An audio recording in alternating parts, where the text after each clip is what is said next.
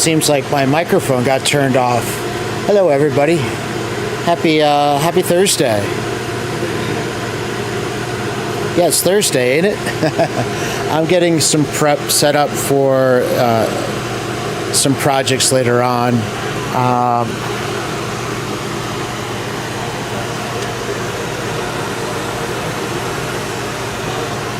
This is the pumpkin we made last night.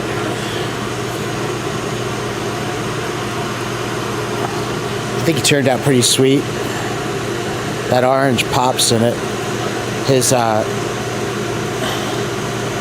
stem turned out cool. I'm digging his face. And check it out. We made a wand last night, and I think it turned out pretty awesome, actually.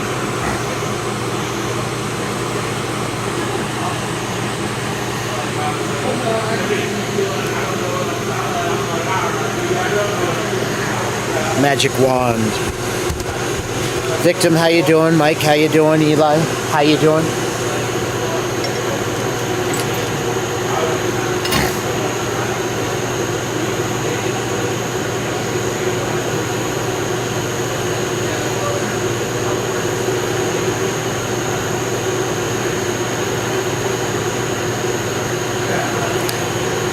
And there's a bunch of UV in it.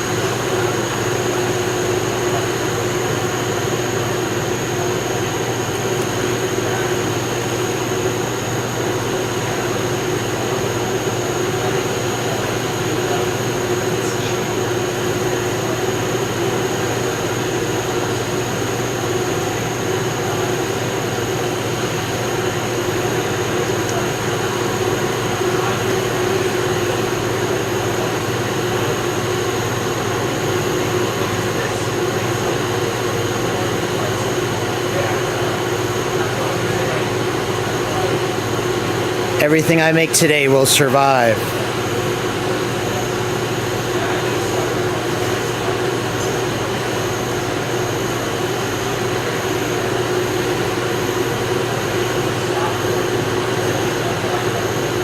Hey, Jared. Why, thank you. Yo, I took a quick video of it. Let's check that out.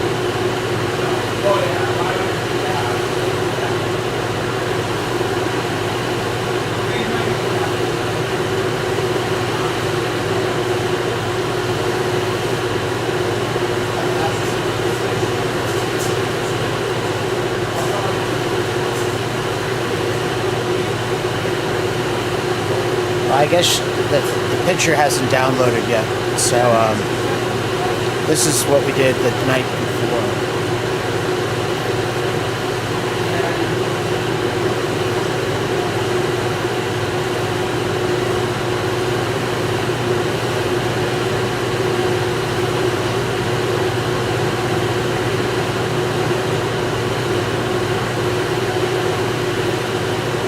They were fun. So what I'm doing right now is I'm getting some sections of white prepped for some ghosts. Unfortunately, the ghosts I did last night didn't survive.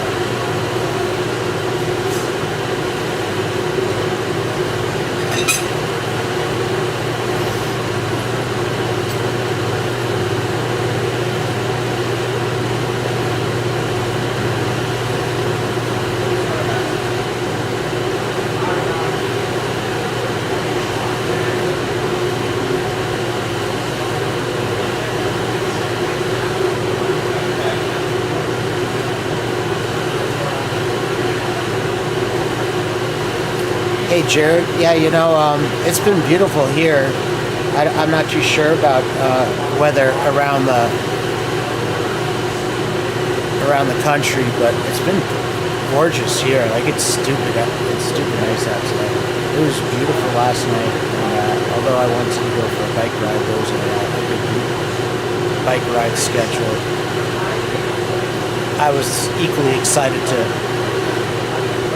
work on some projects, so I missed it. But it's really nice out right now. Patio marks are calling for me.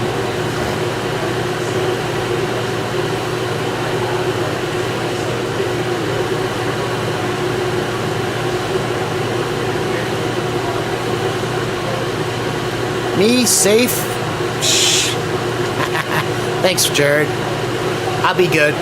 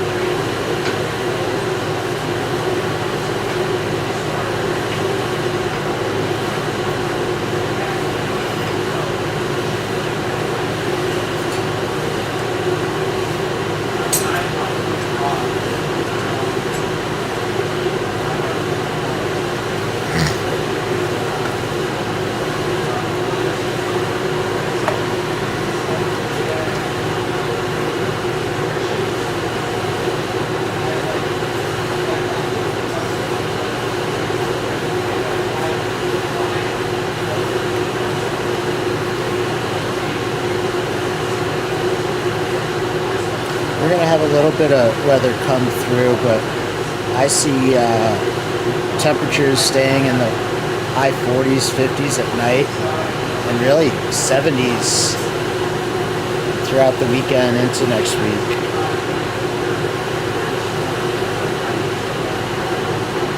Denver's been pretty, we've had a really nice fall. We've actually had a fall. Usually we go,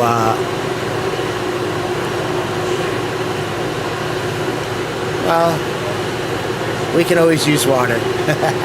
But thank you, Jared. That's very thoughtful of you.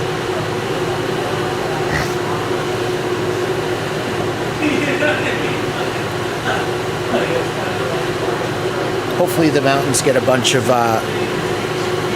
cold, wet weather, and it stays pretty nice. And it scrapes all that up in the mountains. All right, so I wanted to get that white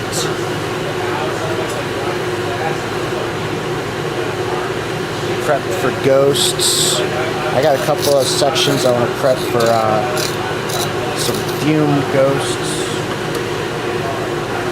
I'm also thinking there's a section of globby tech I want to sleeve, and we make a hammer out of that globby tech.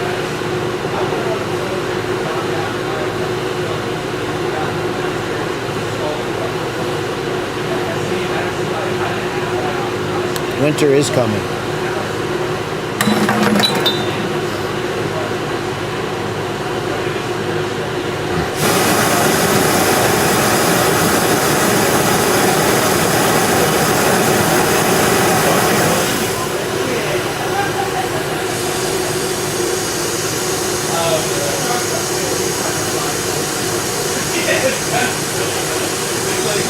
That's why I like it.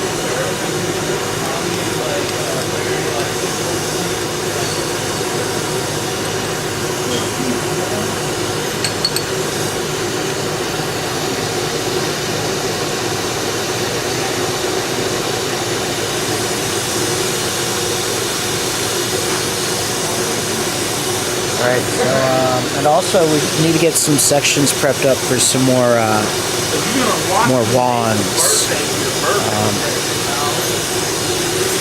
Mike has a wand coming his way, so I want to get a little bit of that going.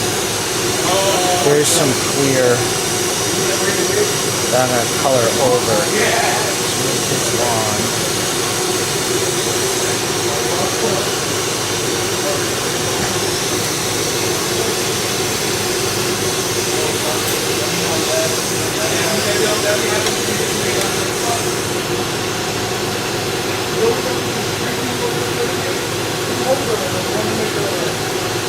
The second street? Yeah.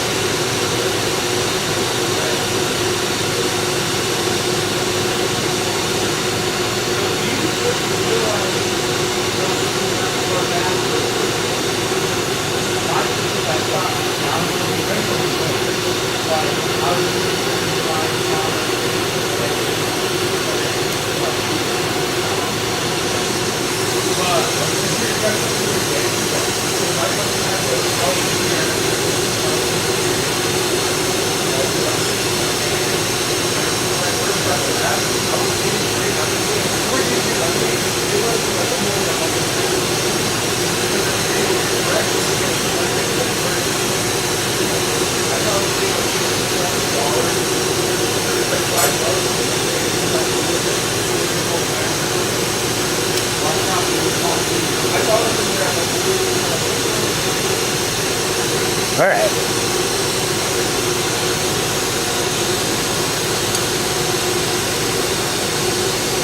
All sorts of good smells coming from over that side. I'm gonna have to, I want to do a show with these guys, dude. Like do a glass show and then have them cater a bunch of bonding.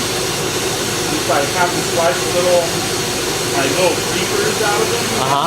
Make a little slider kind of nice. And then you'll have to bring those, what is it, mochi waffles? I'll talk to Wade. Maybe like, I don't know, do a class and then have them cater some sandwiches. You know, he's got his spot down the road, but that stuff's smelling the bomb. Is that the bonding station?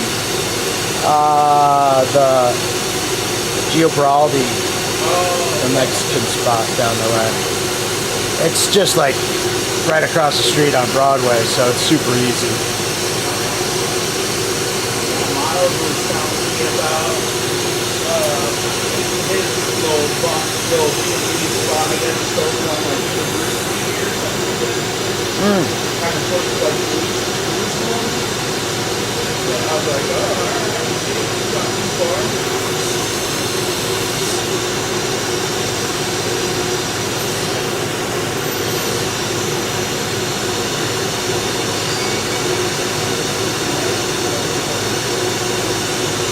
So what I'm doing is I'm putting some handles on, this is I think 18 mil solid rod. And these will serve as the base layer for some components for the next wand, next magic wand we do. I've been having fun with those, so I don't know what you guys think of them, but I think they're fun.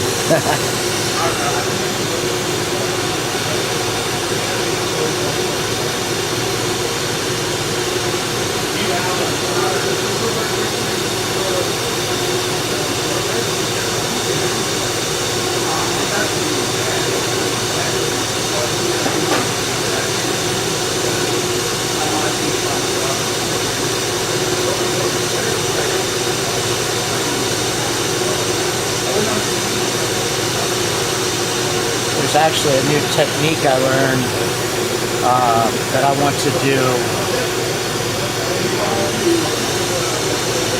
with some of this rod. So I'm going to get some sections cut up or flame cut to create Mike's wand, and then I'm going to grab a section to do this new coil tech that I learned.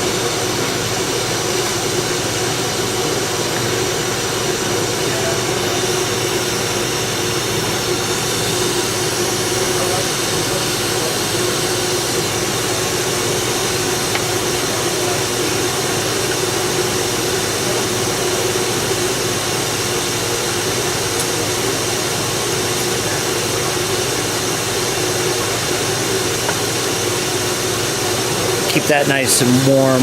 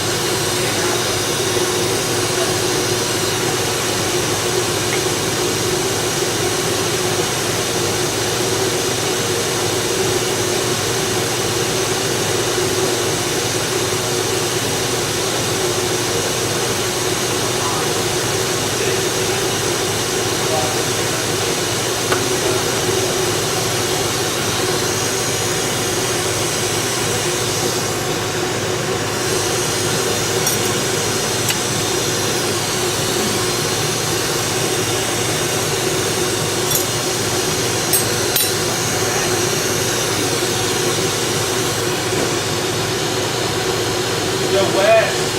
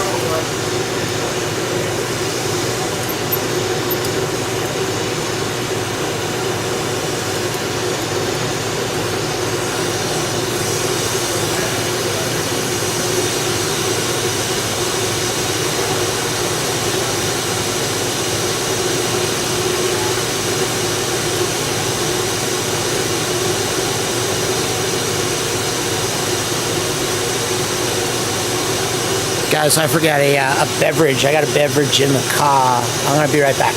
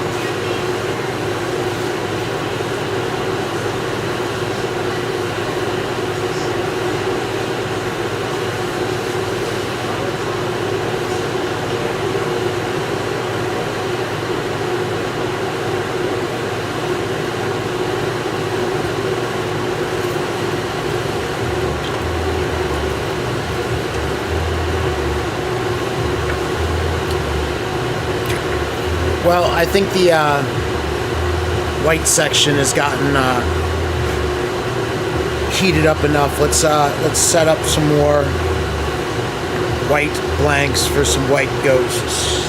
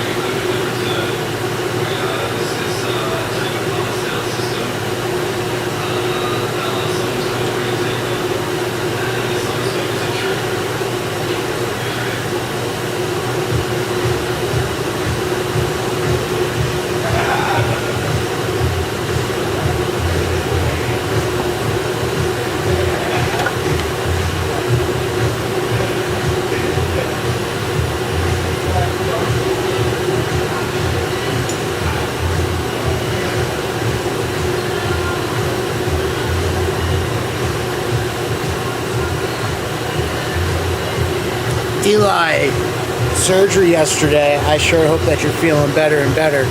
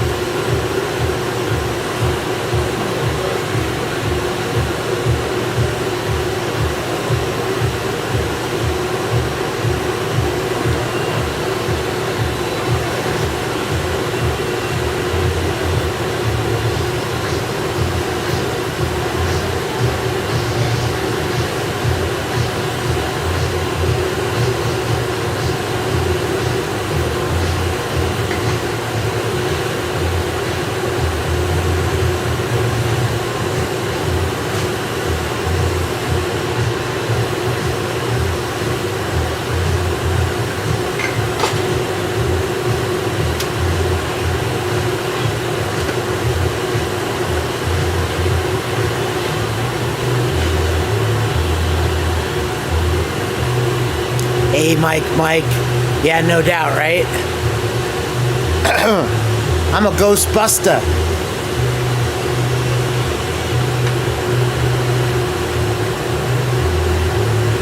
Who are we gonna call? Ghostbuster.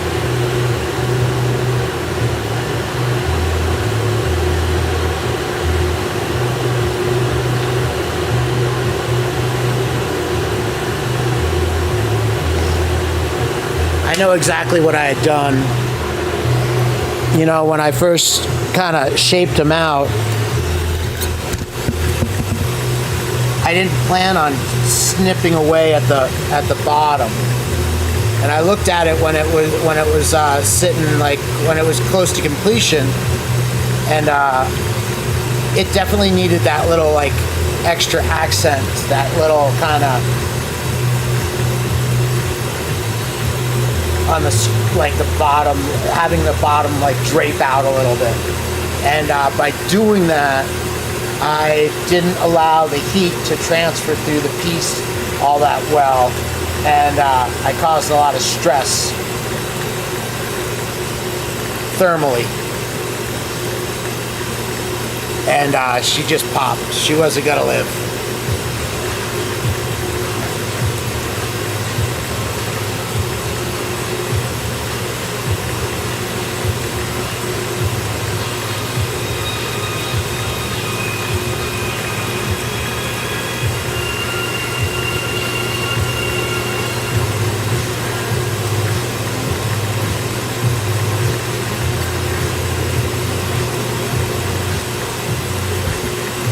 Really kind of a bummer because I was really stoked on the way it was looking.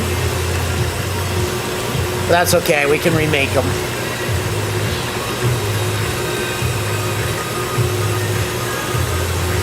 So this afternoon, I'm just getting some prep work set up, and we'll see if I get after it again tonight. I'd like to.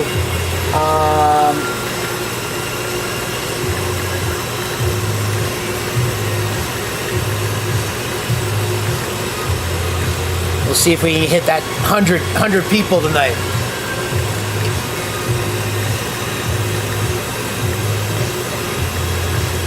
It was fun though. We had a good dialogue going, and you know, something I think you pointed out is that people don't like to sit back and watch a project take an hour to make. So I need to make some things that are a little bit more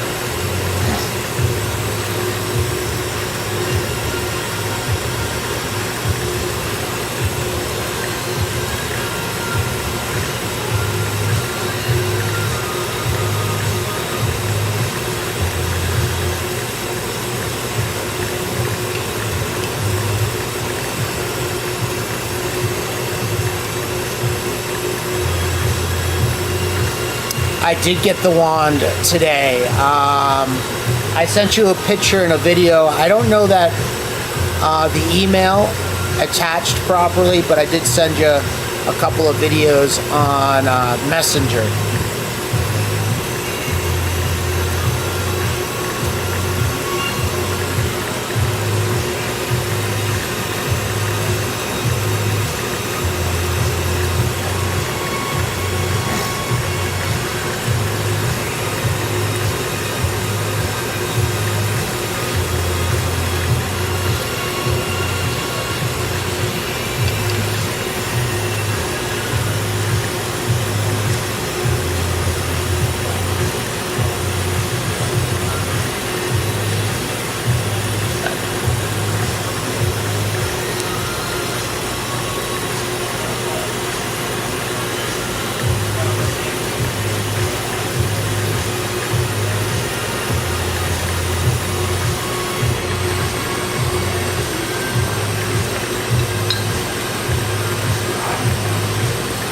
You know, it's funny, years ago I did make myself a wand, and I kept it for a long time.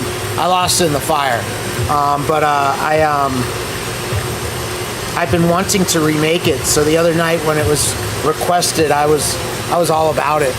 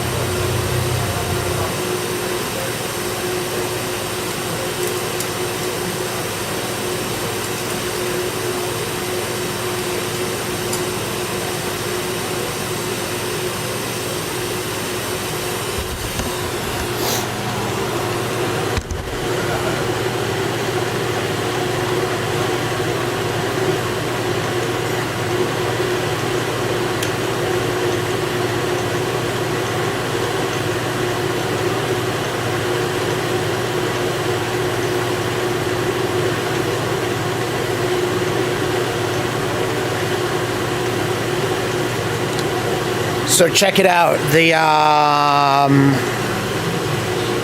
model that I got to make Mike's wand, and Mike, I went ahead and got some prep going for your project. I've got some sections of clear rod prepped, handled up to make yours.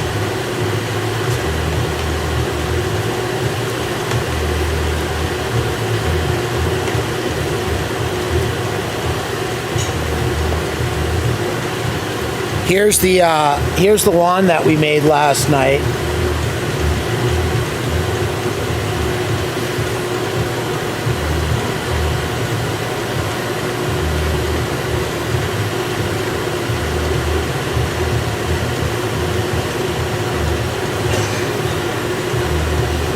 And here's the wand that I got from, I got for a case study.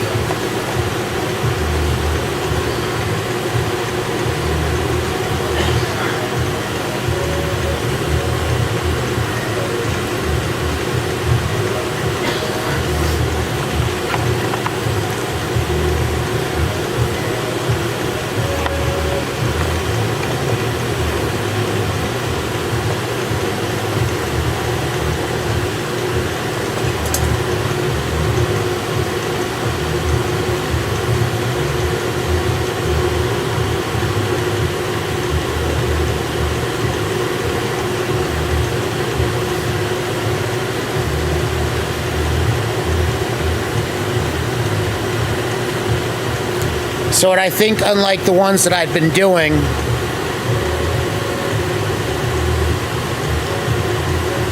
I'm still going to do 3 sections, but the 3 sections are going to be shaped out a little differently. One section's going to be this, and it's going to have the little kind of thing. And then the bottom is going to be more of a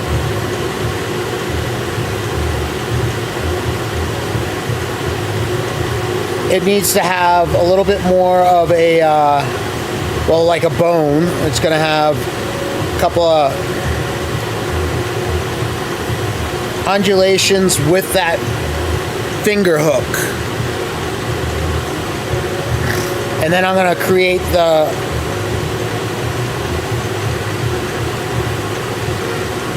the extension of the wand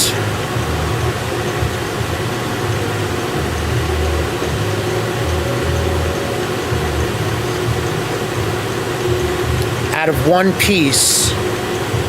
And looking at these, what I think I'm going to do is I'm going to use Galaxy and Tiger's Eye.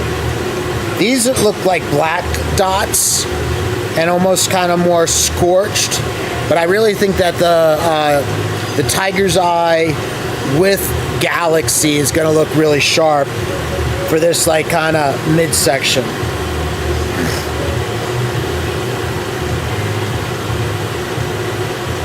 It'll be interesting.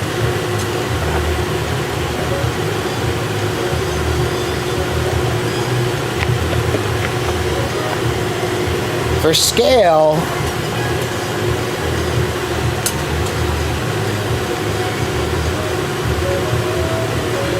we're almost right on the length.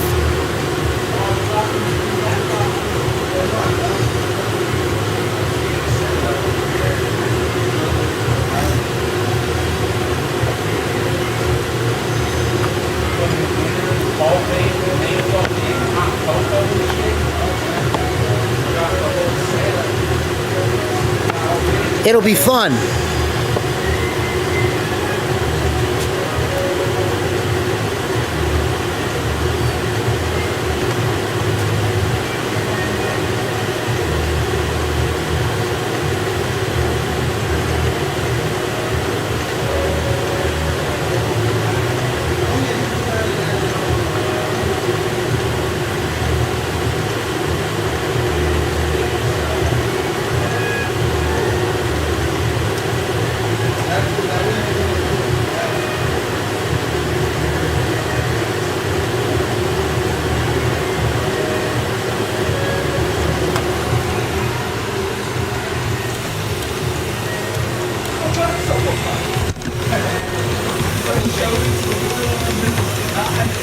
I'm sorry, Mike. What are you suggesting, or what are you asking?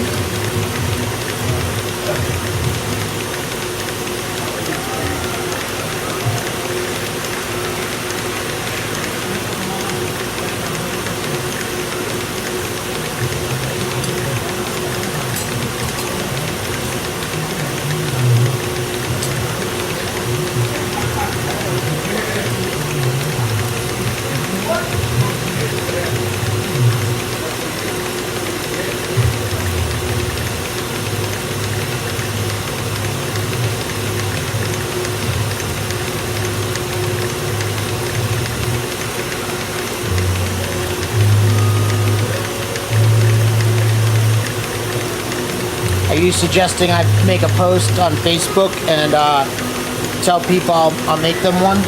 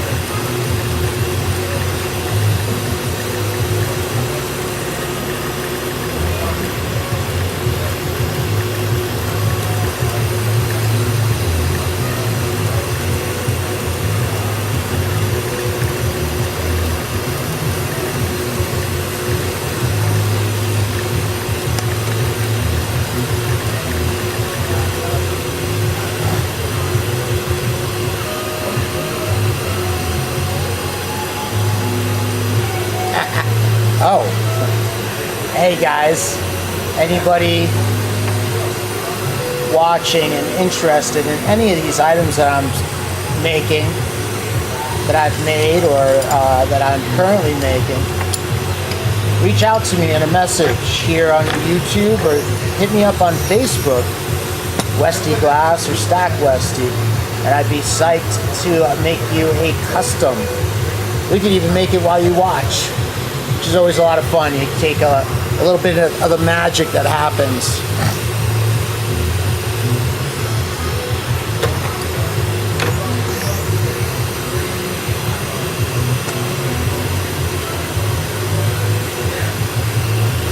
Mike, something like that?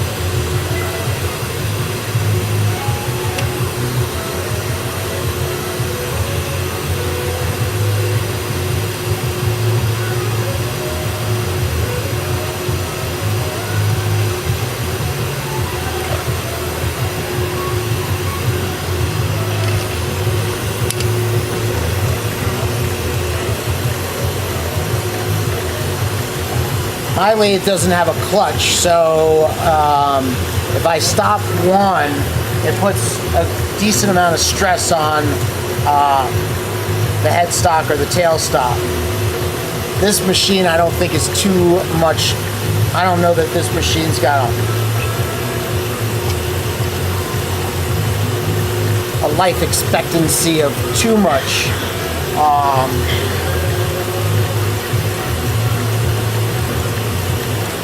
But I can definitely do a little twisty twist by hand.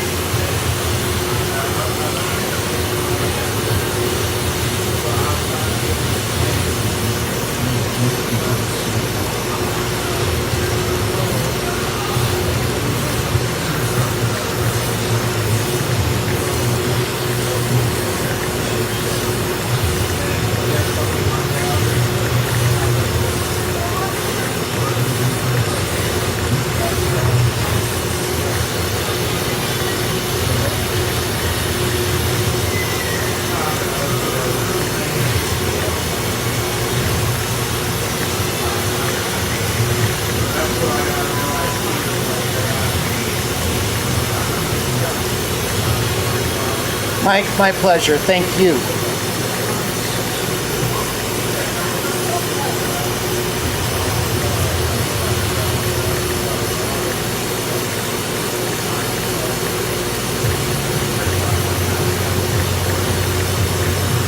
I hope everybody that gets a Westie piece, no matter what type of piece it is, feels the same.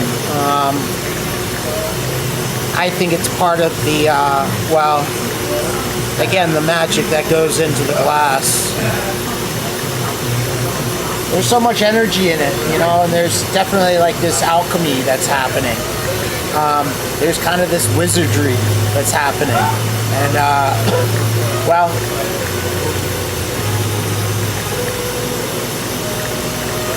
I practice good magic.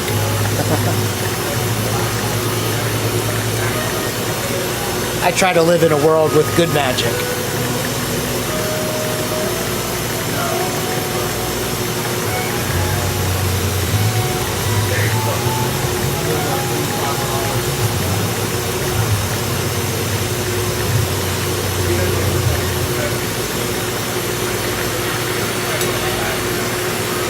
It must have been a really good story because, shucks, I don't know where to start with it.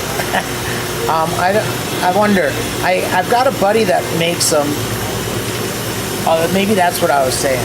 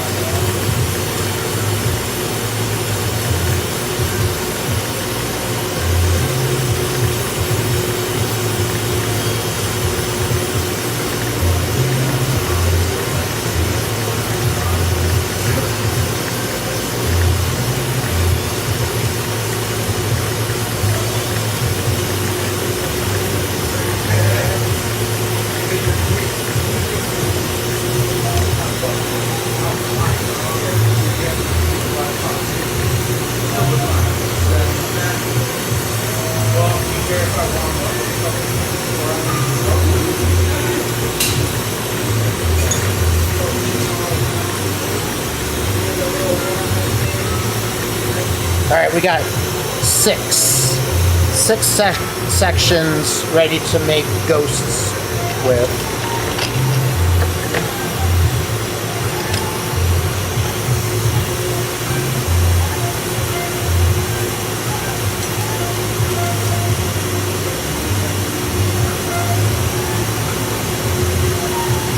I got sections for the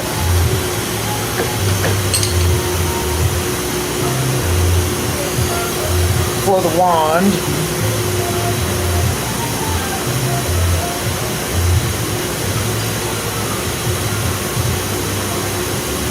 And what I probably should do is make a couple of sections for some pumpkins. Although I don't know that I've got enough color for pumpkins.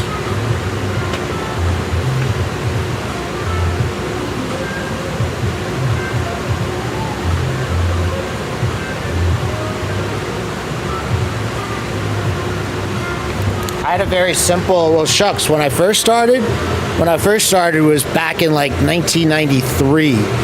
I was tending bar, and I was renting a little house that had a little shed in the backyard, a little 8x10 kind of shed, and I put a workbench out there, and I used a little hand torch, a little National 3A, and actually I wanted to dig that out the other day. This is not the same one.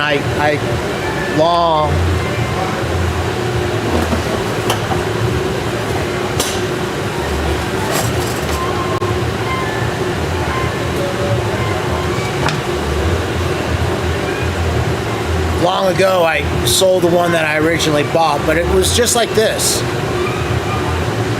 a National 3A, and I had this little setup.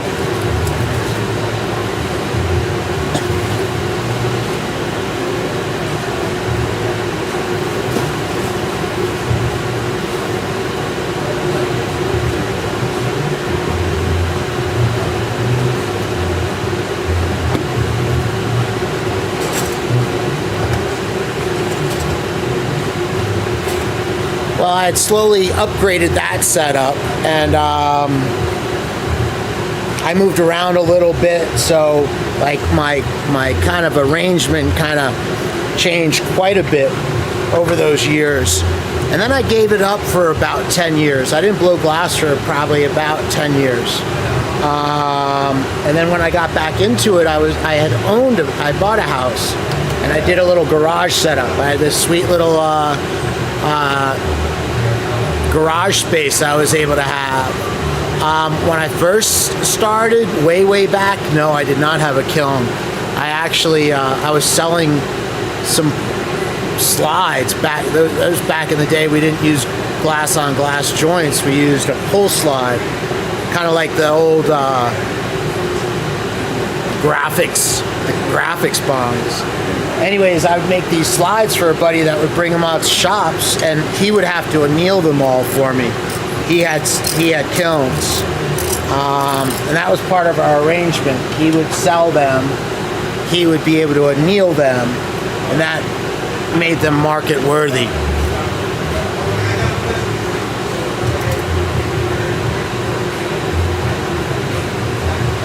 When I redid when I came back to it, I had a little bit better budget. I had a little bit more financing to do with what I wanted, and I did buy a kiln right away. But I bought the cheapest kiln that I could find, and it really wasn't a very ideal kiln. It was a little Gen-Ken. It was an octagonal orange machine that did not have a digital controller. So it would ramp up, get super hot, and then it would ramp down. Like, you couldn't control a consistent temperature in it. So the thing was pretty useless.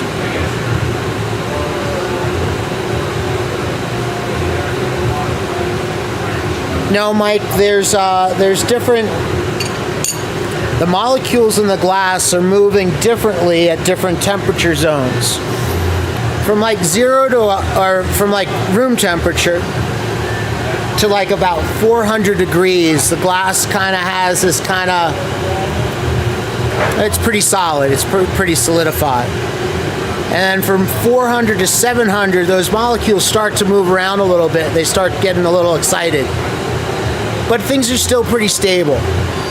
Between like 750 and 950 is kind of a stress zone. That stress zone is the molecules are moving around. It's still solid. You couldn't push on it, or you couldn't like change its shape at that temperature.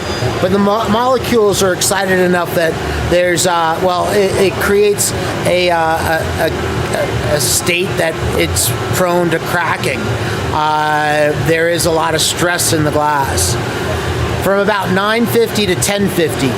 950 to 1050 is kind of a sweet spot. And that's where the glass is really stable. And that's really kind of our holding temperature. I have my kiln set at 1050 degrees right now.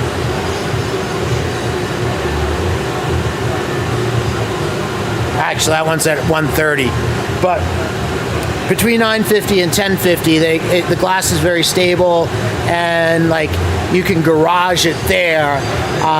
Gravity will never really kind of make it slump, but the glass is happy. Between 1050 and 1150, the glass will start to shift. The glass will start to move. You can strike glass at those temperatures, and a lot of people kind of ramp up their kilns to that temperature to get different color effects, and that's more of the metals and the colored glass reacting.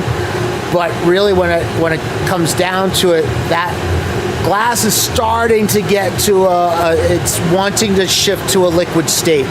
And depending on how long you had it at 1150, it could slump with gravity. And then after that, it starts to turn to mush. So 1200 degrees, you're really starting to get a change of state, or a change of well, it starts acting more amorphous, and it starts going from solid to liquid.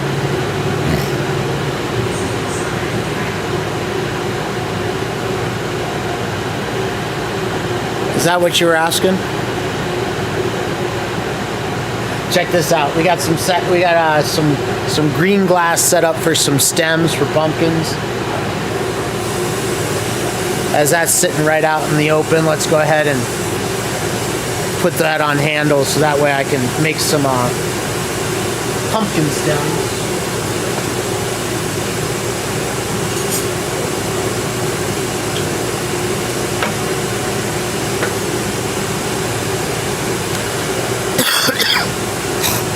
Excuse me.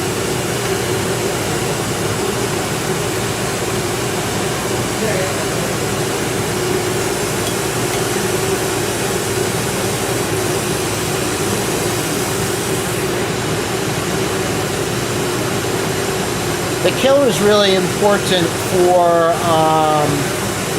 allowing the molecules in the glass to go from that liquid state to its solid state.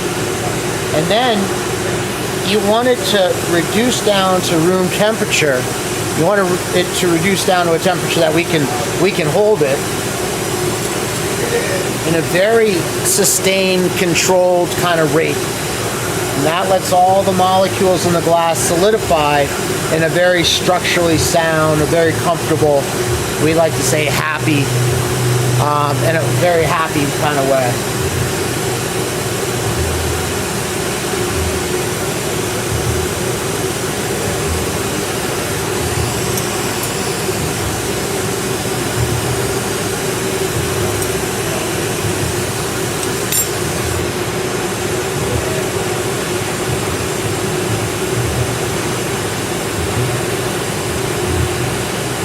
Something else that really happens in the kiln is because it's kind of baking in the kiln, the interior wall and the exterior wall and any hollow chambers, or even like in a big solid, you want to be really careful, like a thick solid piece of glass.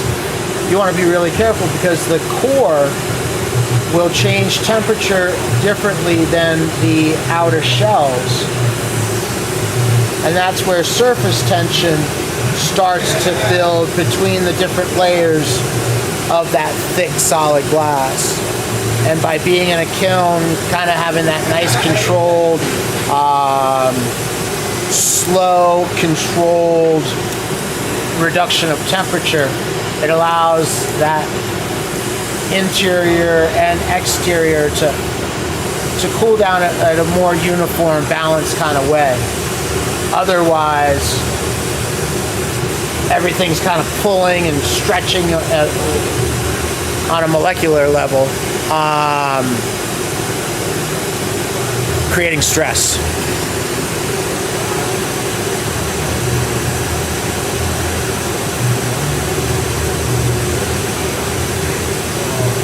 So air bubbles, when there's bubbles in the glass, it's kind of that heating and cooling, kind of that bubble, especially if it's not like a round bubble. A round bubble tends to be a little bit more stable. It doesn't have these kind of striations or these inconsistent heating and cooling kind of spots. And if it's got these kind of like wispy air in it, the interior or the larger section of that hollow kind of area will heat and cool at a different rate. And eventually what will happen is, it just kind of sends this shock through the molecules of the glass. And it might not crack right away. It might crack, eventually sitting on the desk a couple of years later.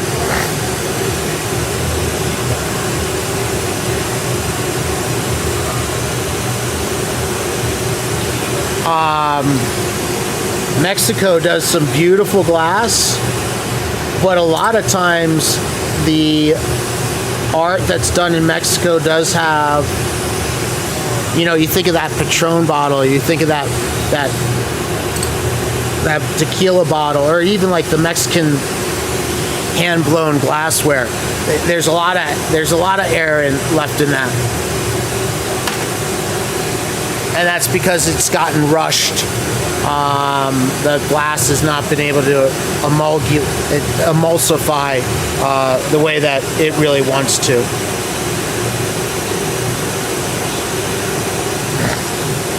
Science.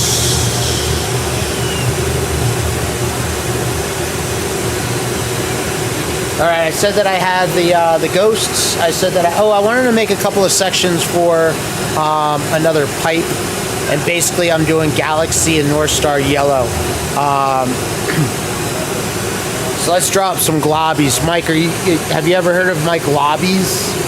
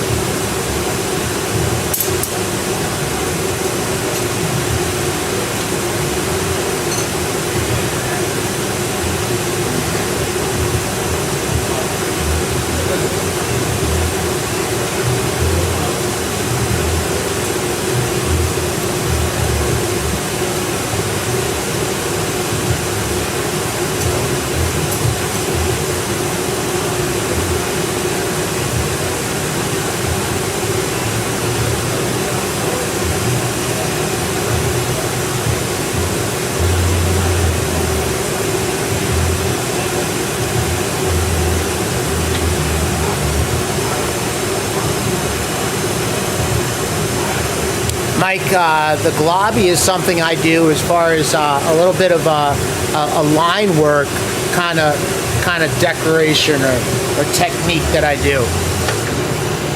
This is a couple of globbies stuck together.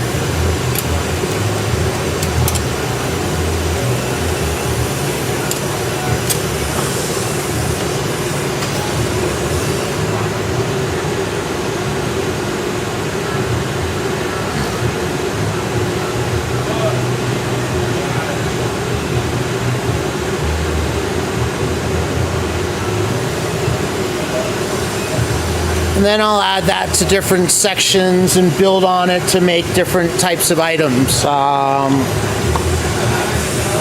sorts of things could be done with those.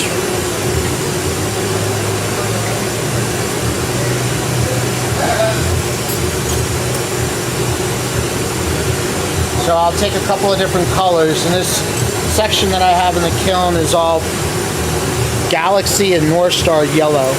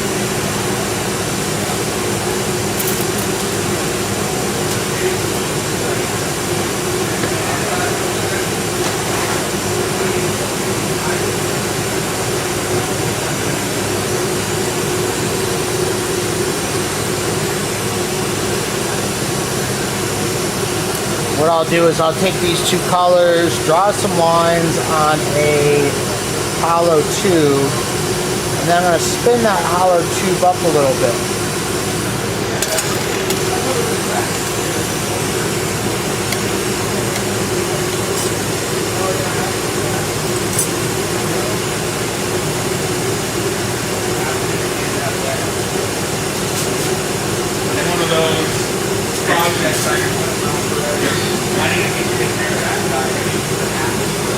So this is a section of 12 millimeter tubing.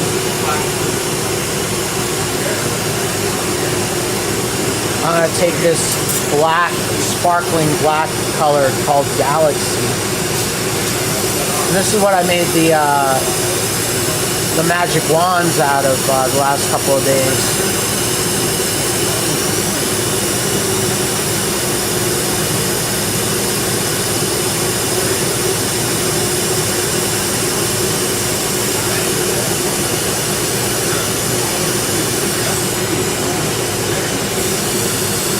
Nice stripe of that black on either side.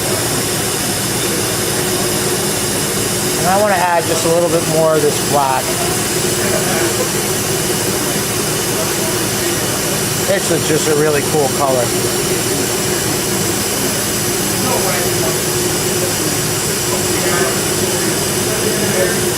It's got sparkles in it.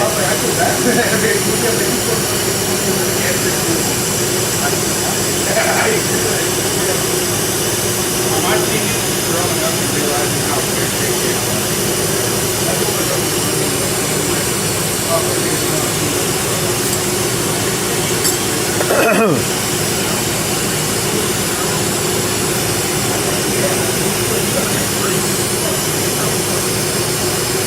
I've seen a little bit of like video of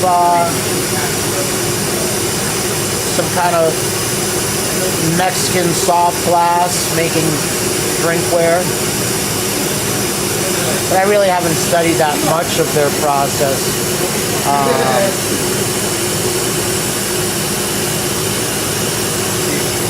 Let's take a field trip.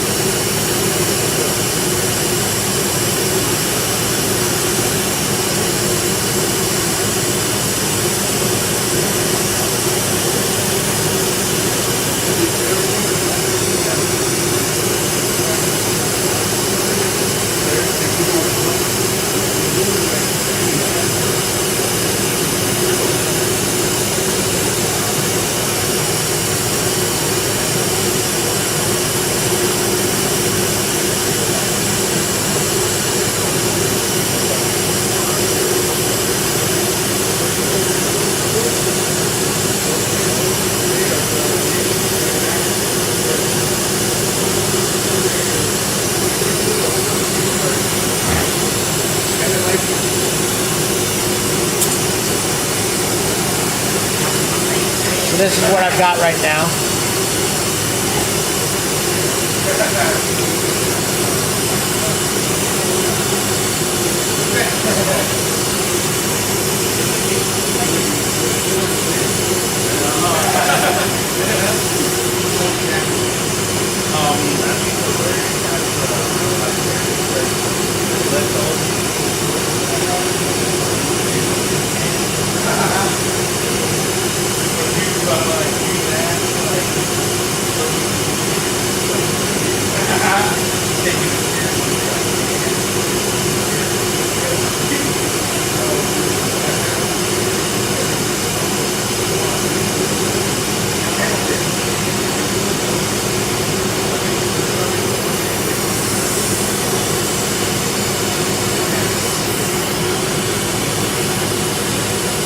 Now I'm going to melt that color in,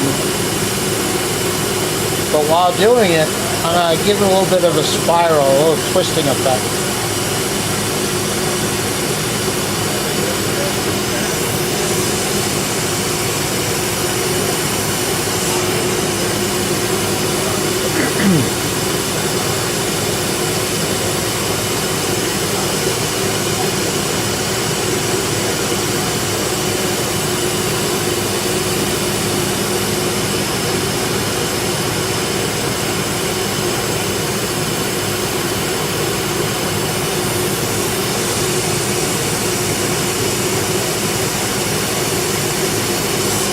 Then I spun it in the opposite direction.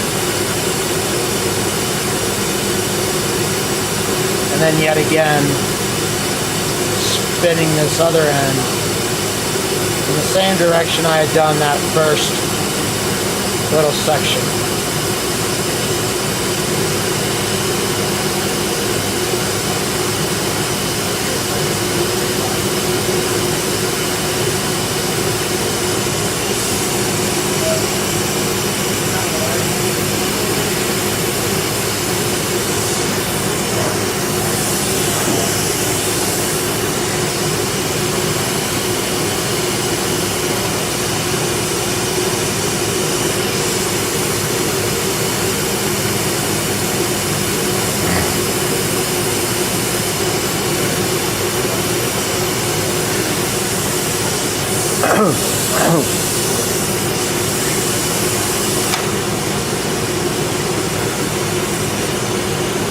Now that I got it melted in and spun up the way I want, I'm going to condense this into a sphere.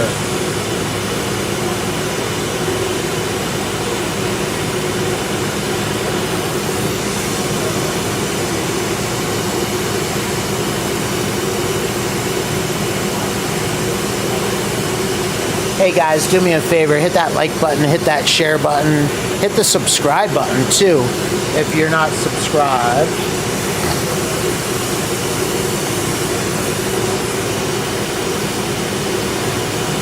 Try to grow my little channel into something a little less little.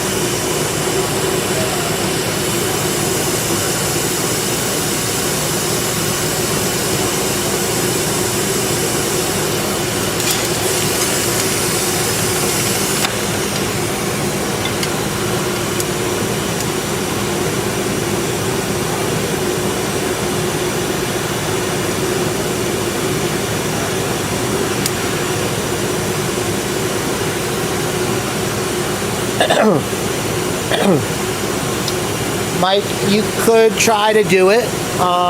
So glass bottles are made out of something called soda glass, or soda glass. It's a little bit different material than what I'm using here, which is borosilicate. Borosilicate is a blend of silica, boron, that's scientifically designed to be a little bit more stronger and resilient to temperature changes. Most of your items that are done in for a soda pop or like a beer bottle type of thing is going to be a little bit more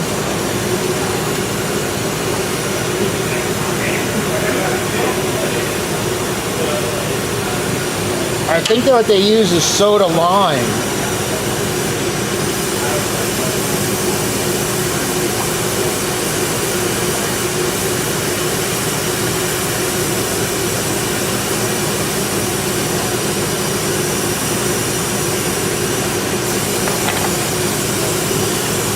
But even here, it's a little difficult to actually get a soda or a bottle like that to stretch and to survive. You got to be really, the glass has a different coefficient of expansion and has a different kind of working kind of property.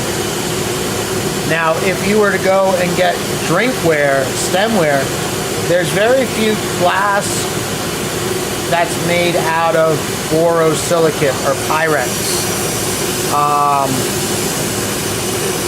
Bodum coffee cups used to be made out of borosilicate. If you get Pyrex grade glass, you'll have a little bit more opportunity or more success in trying to like get it hot and move it.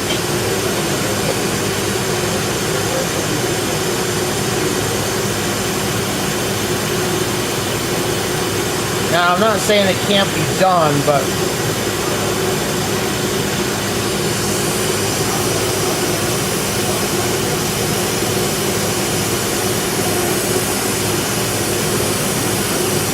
rate of success has much more to do with luck than with the management of the glass.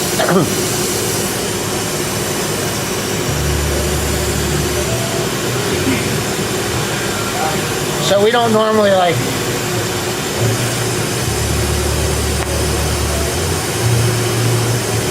so at the campfire you could do like an ashtray. You can get a glass bottle to kind of fold in on itself and make just kind of a flat blob of glass that you can then use as an ashtray. But typically what we'll do at we'll have like a glass event, and everybody will be kicking back, just kind of taking it easy, and then all of a sudden it's like, ah, sweet, we got empty bottles. Let's have a dragon melt, and we'll go back to our torches to do that.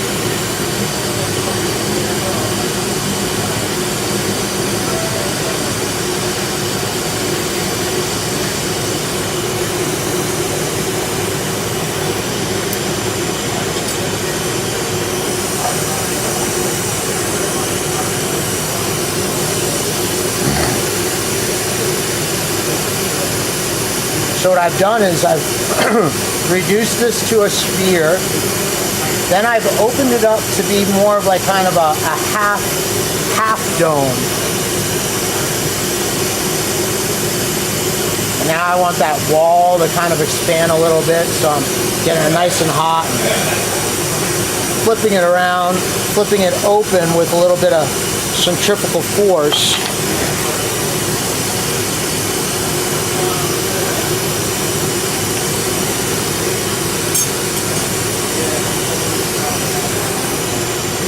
What's the most difficult piece I've made?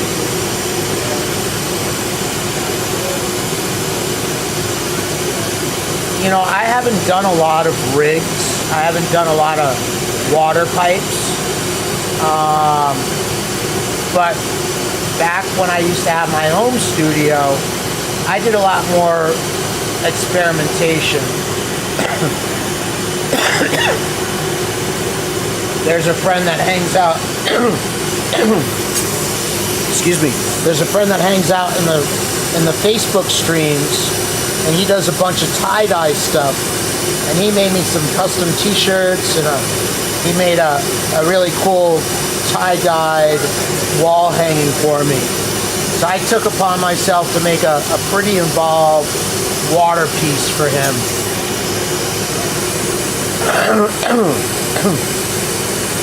More recently, it's not that it was more complicated of a shape, but I did more prep work, or a different style of prep work. There's a hammer that I just sent out for a buddy. And I had some of this globby tech on it, but I sleeved it, which wasn't like a super challenging technique, but it was a new technique for me. So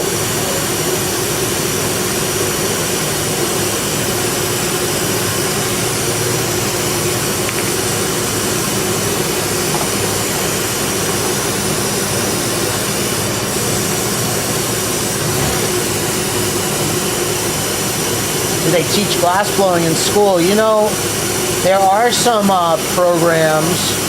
There are some like college programs. There's scientific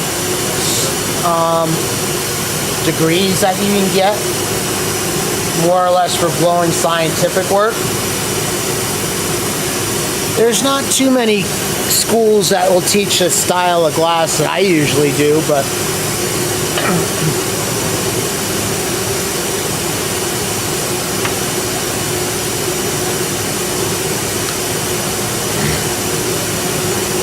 But this weekend, for instance, I'm going to be doing a class at a buddy's studio.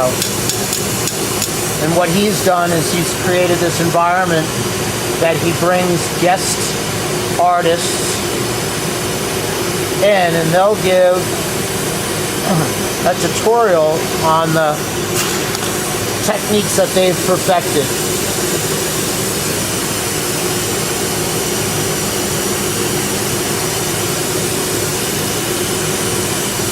This weekend's class is done with somebody called Elbow. And Elbow has done a really good job of creating a product line that's become world renowned. He's got a couple of businesses and a couple of concepts in Asia. He's out of Colorado, kind of close to where I'm in, but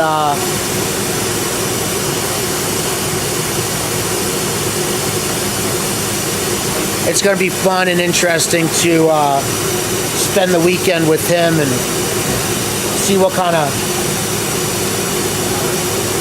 tricks of the trade I can pick up.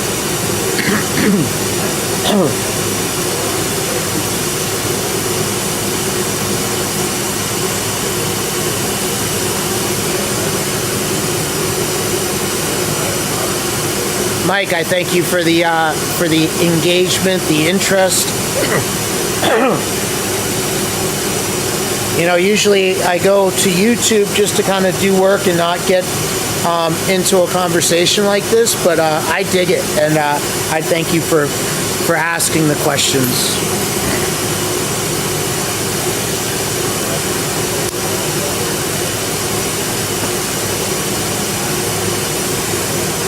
All right, so I made one of those globbies. I'm going to make another globby.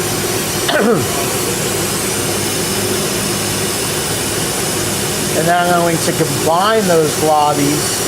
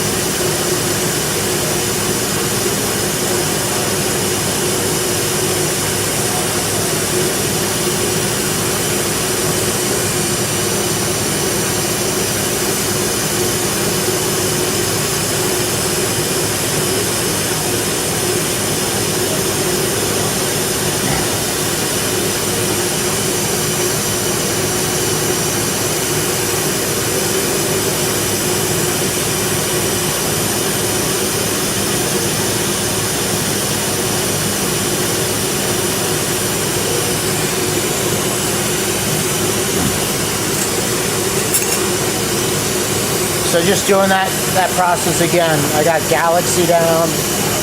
This is North Star Yellow.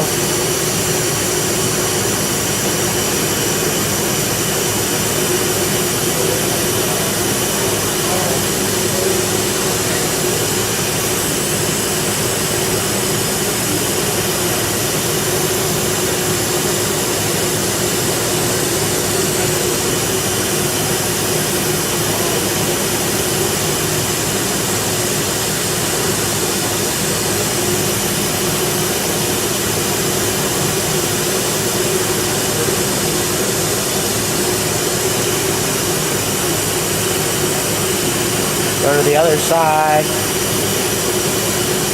Fill that in with the North Star Yellow.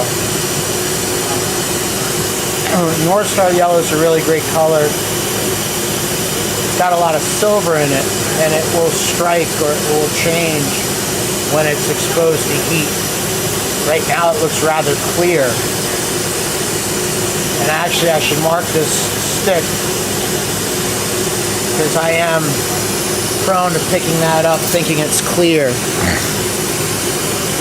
But when it's exposed to heat, when it's heated up quite a bit, that silver gets activated and it blooms or it shifts, it changes. And well, it becomes this beautiful, beautiful color. I like it a lot.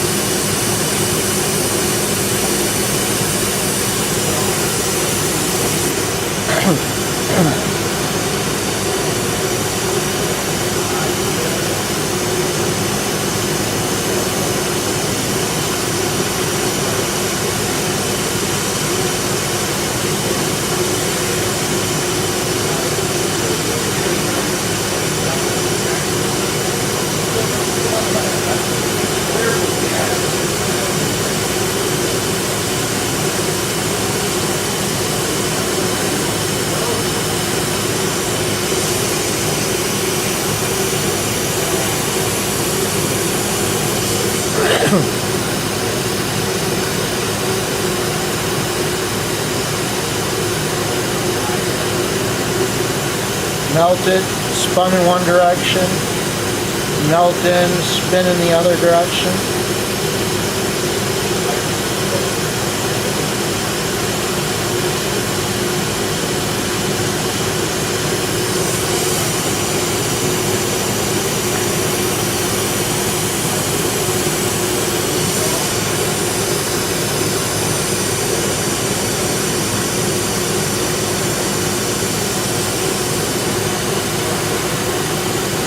Mike, yeah, I go to a lot of trade shows and sell to brick and mortars that inventory or stock my glass. I do a couple of trade shows a year that gets me in front of all sorts of stores from around the globe, really.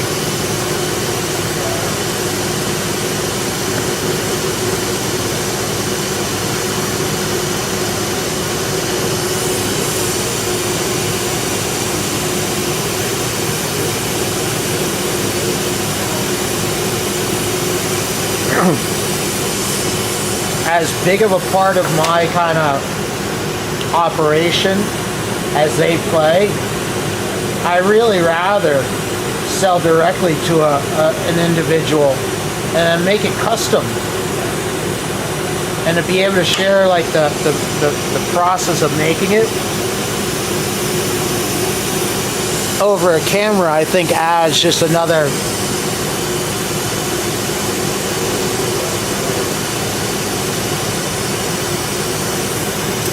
level to the experience.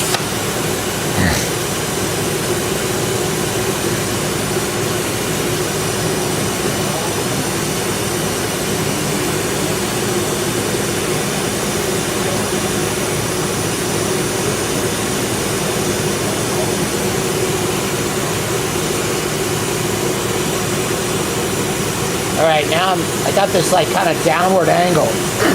And as the glass gets soupy hot, gravity's going to start to gather it or compact it.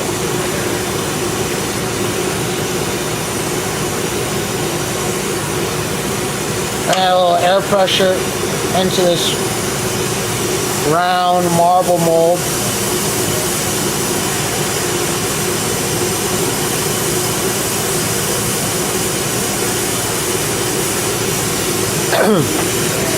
And I make this fun sphere.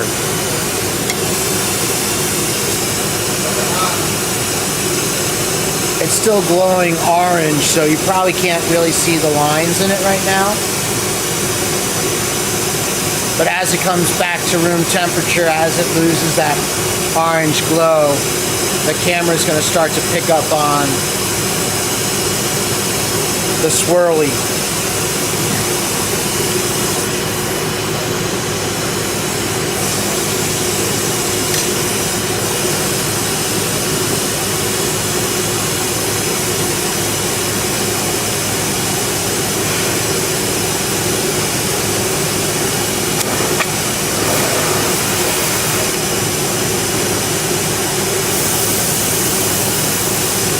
I'm going to pop a hole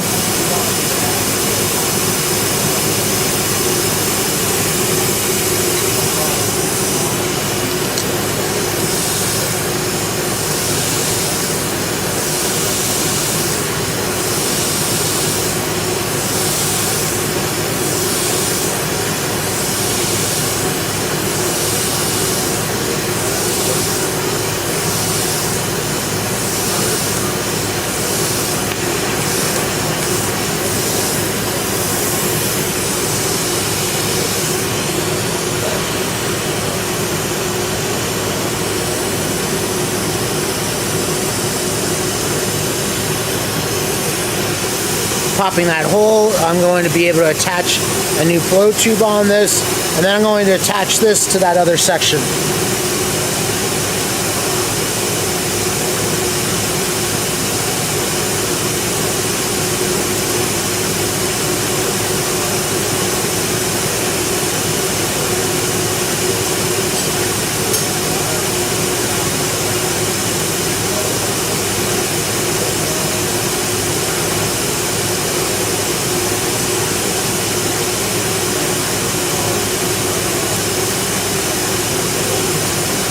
But I'm going to let those sections warm up just a little bit.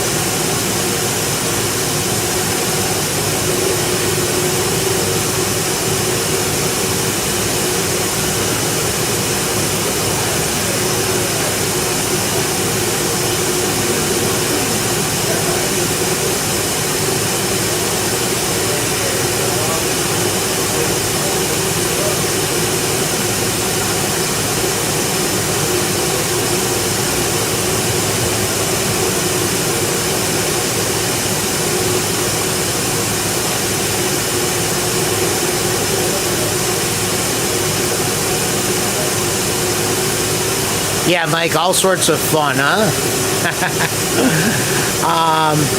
Guys, I gotta jump off the camera for a quick moment. I am going to actually, I think I'm going to take a quick little break, and I'm going to come back and get back to work on some of these sections that I've been prepping. And we're going to go ahead and attack.